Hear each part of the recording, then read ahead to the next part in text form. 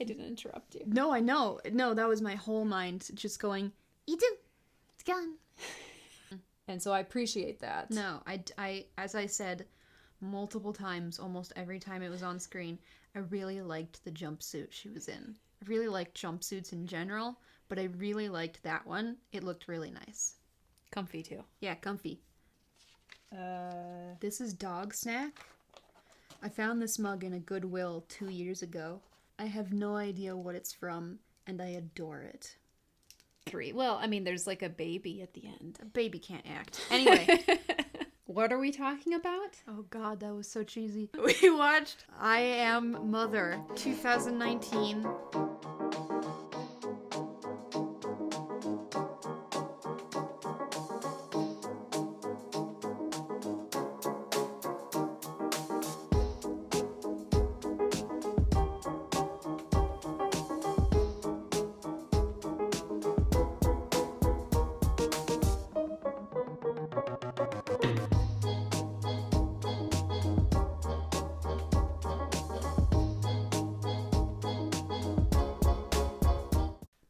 Preface, as we always do. She actually watched this movie before. I've never seen the movie before, but I'd seen reviews. But anyway, yeah, I came into this movie knowing most of the plot already without having seen it. Yeah. So I think, and when it came out originally on Netflix is when I saw it. So I have many complaints, mostly just about the name.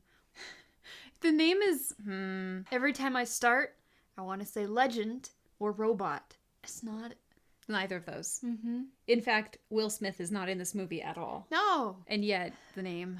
We could start with the title as a way to talk about the characters. Oh yeah, absolutely. Because the title, interestingly, makes it sound like, it says, I am mother. Like, the subject here is the I.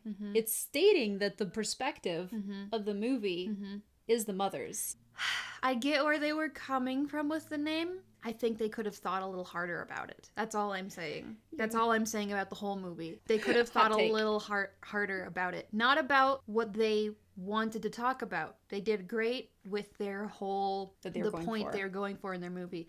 For a movie that's trying to make you think about the implications of things, they had the perfect opportunity to utilize, and they really didn't. Yeah. And it left me disappointed in that aspect. Yeah. Otherwise, I did enjoy this movie. It did make me think. This wasn't a movie for me otherwise. And that's fine. Basically, if we're going to say anything, it's a bunker, a robot, a person. That's our premise. And from there, what we do is we add a person and then make some more complications out of that. And then eventually the complications resolve. That's our plot? That's our structure? I'd say so, yeah. Yeah.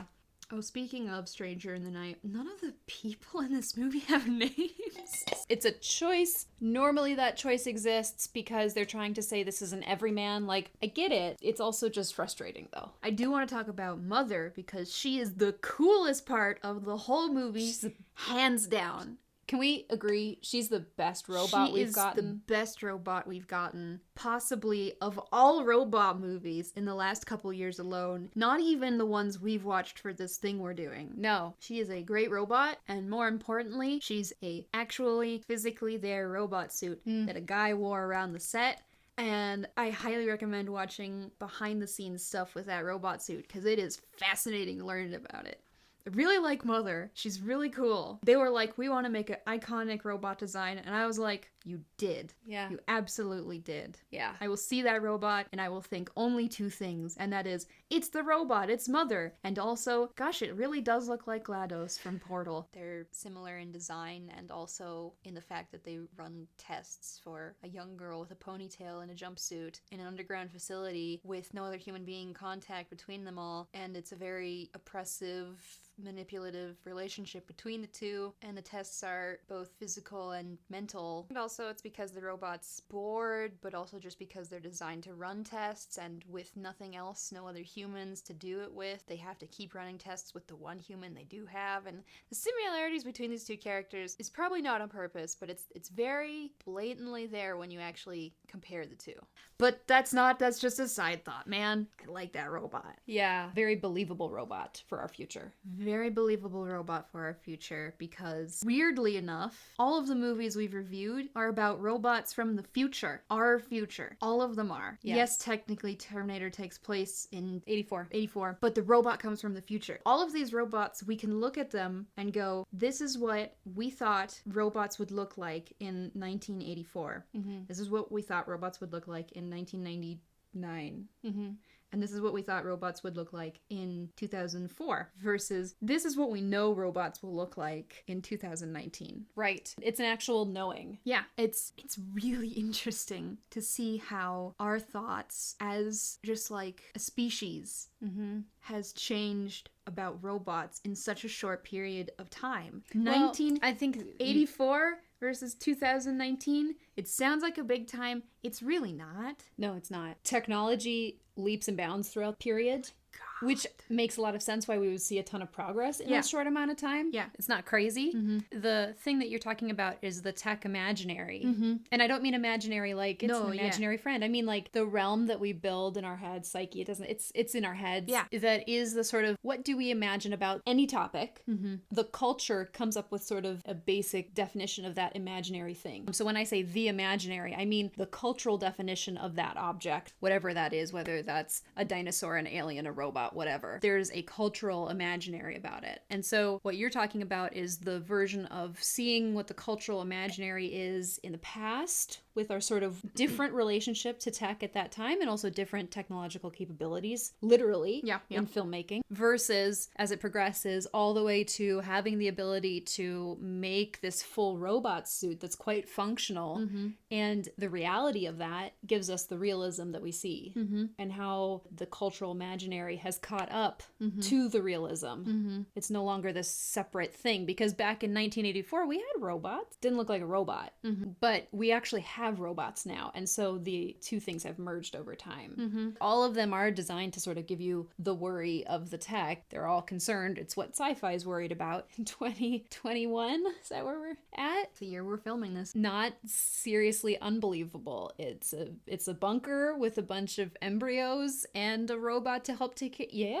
Yeah, that sounds about like what could really happen. The thing that's interesting here, because like the last movie we watched, we saw like actual robot-human warfare for a minute. Along with Terminator, I guess that was warfare. But the other one was like a grand-scale warfare where it's like masses of people on top of each other. This is so much more personal, which is in some ways much more frightening. Instead of the robots being physically violent with us to control us, this movie is out to prove the point that if robots are so smart, why wouldn't they just emotionally control us? Right. Since we're the illogical emotional things and they're the machine that can do the millions of trillions of calculisms to go, this is what the human will respond with because that's what we wanted to do and that's what we build it to do. It's a weird... Spooky. Mother has done the scary. Yeah. Mother has done it, and it is scary. Did it really well. Yeah, she's masterful. I mean, obviously she's had practice, but whew. It's a 3D chess thing where it's like the human is playing like normal chess and then she's playing 3D or 4D chess or the chess from Star Trek. Yes. She's on several different boards way ahead of us. Yes. To the point that there is no possible escape. Not even like an in the future possibility. There is no escape. No. We are the pawn on her third chessboard of her 7 chessboards she has. We can't outplay the robot, and that's the point this movie's at. It's clear that everything we think is a new move for us, she's already predicted and has done things to account for it. It's frightening. I imagine when I think of this, the bunker was probably made by people. We're not really sure. Mother was probably originally, at least not maybe this model, at some point was made by people. Those are people in there. I don't know how they got there, but maybe people put them there. We had sort of designs and intentions here, and we put these robots in these positions to be useful for us. People have outlived the usefulness for the tech. Yes, that's it. It's not that they would get rid of us. No, it's that whether Mother was made by other robots or Mother was made by a person, Mother's initial concept was created by a people, and it was to be useful, right? I imagine, it's not clear, it could be wrong, that possibly this bunker does exist for people for their benefit, right? At some stage in the initial planning, it was for people, not for a robot to do what she felt like doing. It was for us. That's as far as we're concerned, she is literally, as I've said for almost every other robot, doing her job. She is running her tests and figuring out variables. Yeah. And planning accordingly. Yeah. That's all she does. The problem and the reason we keep saying, like, well, what's the motivation here? She is a robot. There is no underlying motivation. There's just programming. You know what I mean? And that's probably the scariest thing to us with all of the robots. And we haven't really come to this conclusion with any of the other films. Because, again, as I said earlier, the other films were much more in the fantasy realm of robots. They're an idealized robot. They're not realistic. Right. So those robots have motive behind the things they do. They've been anthropomorphized in some manner. This is the first robot we've seen in our series that is a robot through and through. Yeah. And that's why she's the scariest of all of them. Because no, really, we can't think like her, even if we tried. It's just worrisome. You don't put an infant into the hand of circuitry. No. And she's a hive mind. And unlike in iRobot and presumably Terminator, those hive minds have an individual in control of a hive mind. But in this movie, it is not so. It is a true hive mind in this movie. They are all mother. All tech in this movie is mother. Right. There's no hierarchical system, which would allow us, when we watch it, to sort of, if there was a hierarchy, to feel like, there is an identity somewhere behind the curtain for us to say, pinpoint and say, that's who's at fault here. That's what the problem. Like, this is just spread between all of them equally, and that's frightening, because then it's also very hard to say, like, you take one out, you don't take any out. Yeah. There's no difference. There's no man behind the curtain. There is only the big floating green head. Like, that's it. We don't know if it's just like Australia that she has, or if she has the whole world. We don't know. But wherever she has, I think it's the whole world, honestly. With the kind of Australia. With the kind of tech we saw on screen, I think it's the whole world. I'm still over here with Australia. Those drones were big, and those big cylinder things that were making the lightning storms in the background were scary big. I'm talking like Reaper big. Those were frightening. Whatever place she holds, she has. It's so under her control. There's nothing that can live without mother's say so. Yeah. It makes her the ultimate mother, though, right? She is the mother. She's also father. You get to live in this way. And a lot of the ways that mother does this feel very patriarchal. A lot of the moves that she makes, first of all, we're supposed to identify her as super nurturing, right? She's even built in with nurturing heat thingies. It's like heating pads to make the babies happy. She's supposed to be nurturing. She's assigned a gender, which is supposed to be female. She's mother. And the film will not let you let that go. It was your full-on, like, rage mode when we finished watching the movie. That's why I don't remember it. And this is why I'm saying mother is really father. Mother's not mother. Because if mother was mother, mother would likely be a feminist figure. But mother is interested solely in recreating the patriarchal mode of gendered places within society. Because she forces girl to play the role of mother, and that makes me angry. Yes. At the end of the movie, what we stop with is the girl is like, and she's fallen into mother's trap. Mother set this all up, we find out. The girl, who I will not refer to as daughter, because that's just, God, I wish she had a name, man. Anyway, the girl, she, at the end of the movie, wants to raise her little brother and save him and keep him safe and whatever. And that's fine, but I was mad at the fact that instead of making her own choices about what to do with this child that she's now raising, instead of, I don't know, going back to the shipping container and hanging out with crazy woman in the night. But for this scenario, world, there's three people. There's three people. As far as we can tell, you probably should have them all together. That's just a given. Exactly. So instead of doing something like that, which would be a very good choice, and a choice that she could make all on her own, she falls into the trappings of just accepting being this caretaker for the child and for all the children from mother that mother has definitely deliberately set up. Mother has chosen to raise a girl. As far as we can tell, mother is like, and this is why the movie is titled I Am Mother, it's like the girl replaces mother, the robot's role, as a mother, right? Why must it? it doesn't seem like force, right? It seems like she made the choice, right? Oh, she's free at the end, and she's doing the thing. But no, it's clear and it's insidious because she's been manipulated as she's been raised to believe in a certain ideology that tells her her role is to nurture. And we're just frustrated by that because this is not the thing that we want to be telling all the girls, is your role is you must nurture. That's part of you. I'm just so incredibly mad because this trope is everywhere. I'm so mad. And that sort of ideology is based in a patriarchal setting. This movie is suggesting to us that even in an apocalypse where an entirely different life form has taken over, the patriarchy still exists.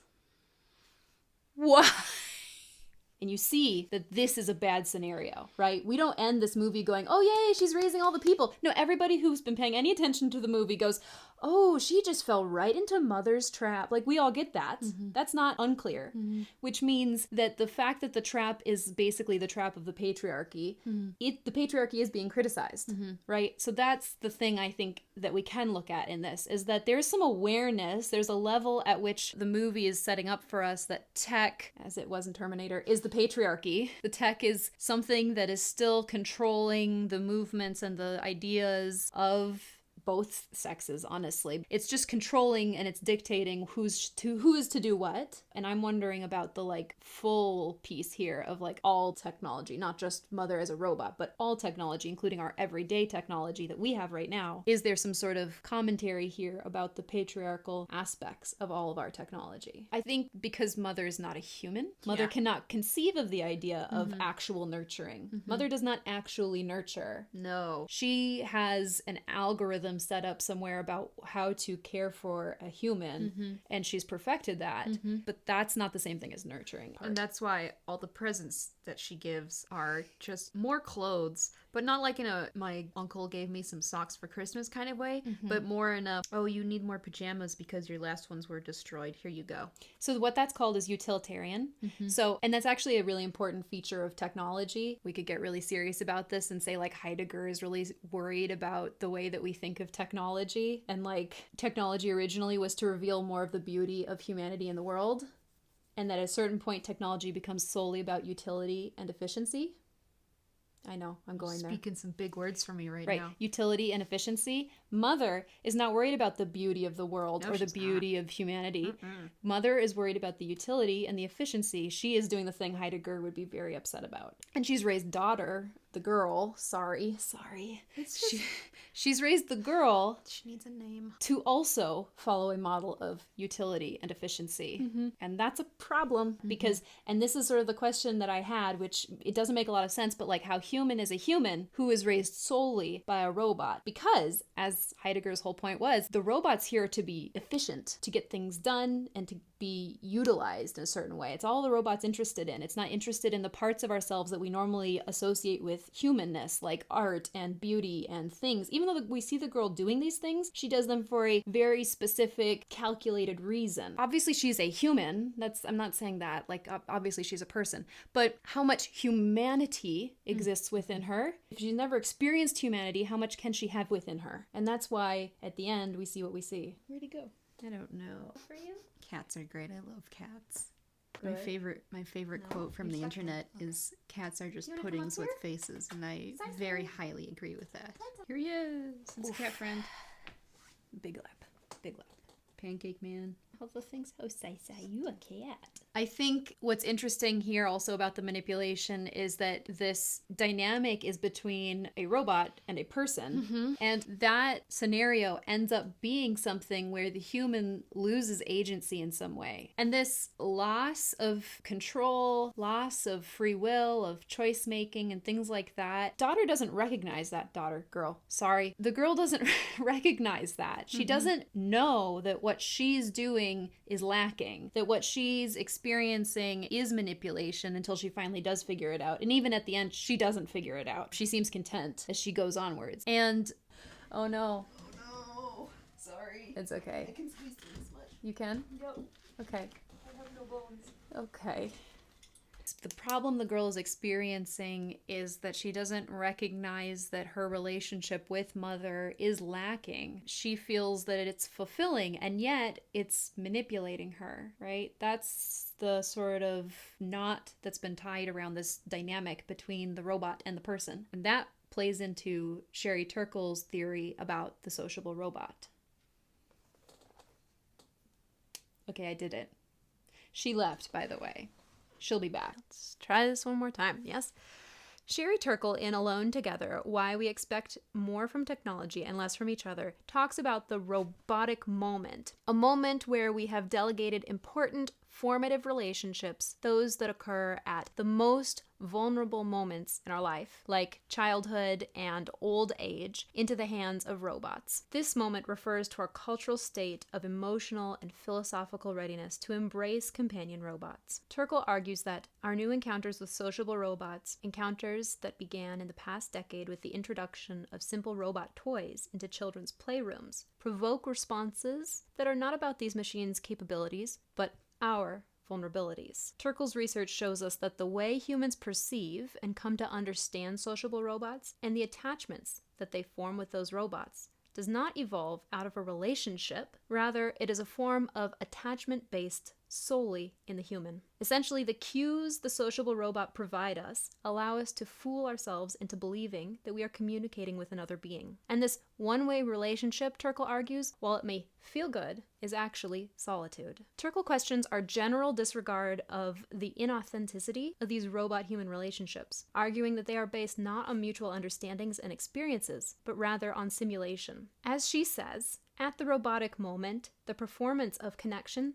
seems connection enough. In Turkle's argument, the ease of the sociable robot interaction often surmounts the desire for real human interaction and is parlayed into the human-to-human interaction. The simplicity of the robotic relationship is mirrored in the human ones, where people choose to text and post to social media rather than engage in face-to-face conversation. In I Am Mother, we see the sociable robot scenario play out fully. From infancy, we follow the girl whose only interaction is with her sociable robotic mother. This relationship perhaps seems deep enough. Yet if we track the conversations they had between them, they are solely functional conversations, perhaps with the exception of the philosophy lesson, though it exists for a functional purpose as well. What is missing in this interaction is the give and take of mutual understanding and experience, the authentic exchange of the complexities of human life. Rather, there is the simulation of care. Indeed, the girl proves Turkle's point when she abandons the lady in the night, someone who could provide her true human companionship,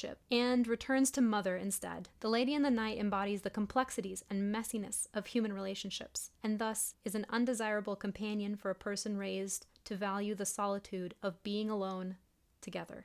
I was upsetly talking about the name of this movie earlier in the video. I had the realization literally as I was talking, and you had it as well. I had it like a couple seconds prior to and you. And she wrote it down. And I wrote it down, and then you were like, you said it to me? Yeah. Or you didn't even say it. You know what?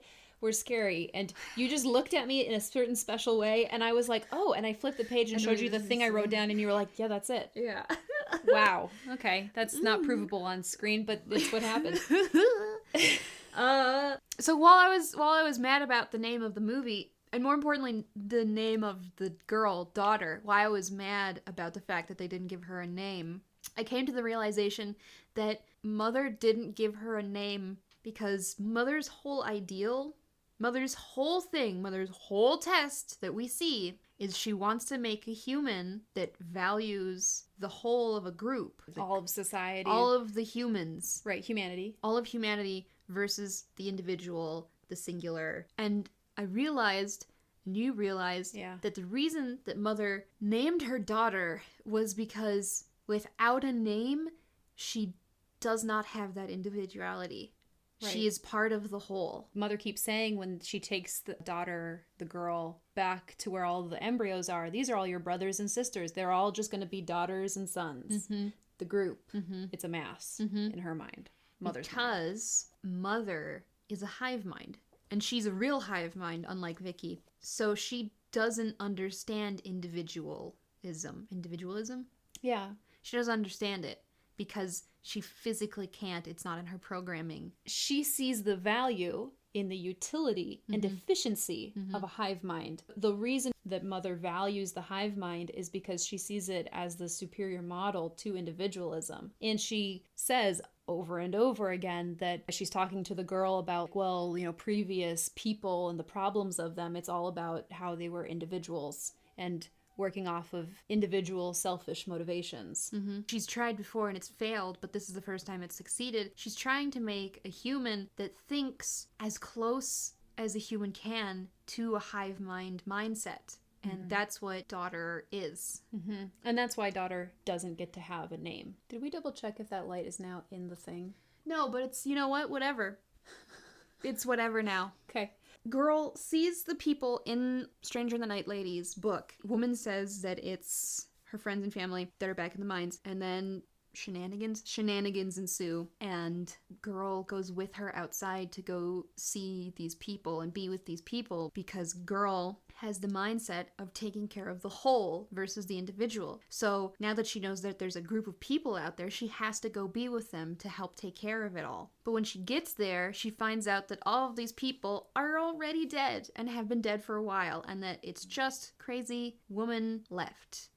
And she gets really angry and almost immediately leaves her to go back to the facility where Mother is, where her baby brother is, where all of the rest of humanity will be someday.